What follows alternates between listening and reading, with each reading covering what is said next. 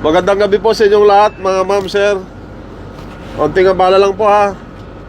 Habang wala kayong ginagawa, at least may i-share man lang ako sa inyo ha. Magbibigay lang kami ng mga tips. Ako nga pala si Police Staff Sergeant pa rin yun ng Pasay Police. Magbibigay lang po kami ng mga tips sa inyo kasama ng kabady ko. Ganito po yan. Kasi marami pong modus kayo na nagsilipan ha. Kaya ang ginagawa namin sa mga bus, chine-check po namin lahat yan.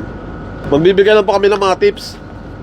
Bago po kayo sumakay sa kaganito, mga pampublikong sasakyan, bus, saka jeep, dapat i-secure nyo po lagi yung mga gamit nyo. Unang-una, titignan nyo lagi yung mga cellphone, pera, bag, saka yung mga importanteng bagay na meron kayo.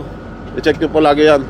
Kasi kung minsan, yung mga pasahero din, sila din mismo yung mga ano dyan, yung gagawa lang hindi maganda. Alam nyo na po siguro yan. Hindi ko po sinabi yung katabi nyo gagawa lang masama ha. Ang sa akin lang, maging aware tayo. Iwasan nyo po yung tinatawag na yung makikipag-usap tayo sa mga taong hindi nyo kakilala. Kasi kung minsan, yung mga taong yan hindi natin alam na kumbaga nakuha nila yung loob natin. Nakuha natin yung loob nila, ganon. Kasi pagkatapos nun, hindi nyo alam na biktima na pala kayo. Halos kadalasan ganyan yung mga modus dito. Yung kukuhanin yung loob mo, magkipagkaibigan, hindi nyo alam na biktima na pala kayo. Pangalawa po, yung mga kadalasan na modus din dito, yung tinatawag na laglag barya. O di kaya yung sasabuyan ka ng head shop, mga ganon. Tapos, halimbawa, dadaan ka dito, sasabihin sa'yo ng tao na, ay ate, kuya, nalaglag po yung barya nyo. Ikaw, syempre, iniisip mo, pera mo yun.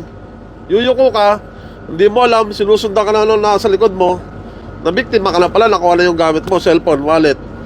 Yan po kadalasang mga dito ha. Kaya mag-ingat po tayo, iwasan nyo po yung mga ganun ha. Ang pinaka dyan, umiwas tayo sa mga taong hindi natin kakilala. Wag na wag pa tayo magipag-usap. Yun po, para safe tayo. Hindi ko po sinabi maging suplado kayo ha. Sa akin lang para makaiwas tayo. Yun lang po.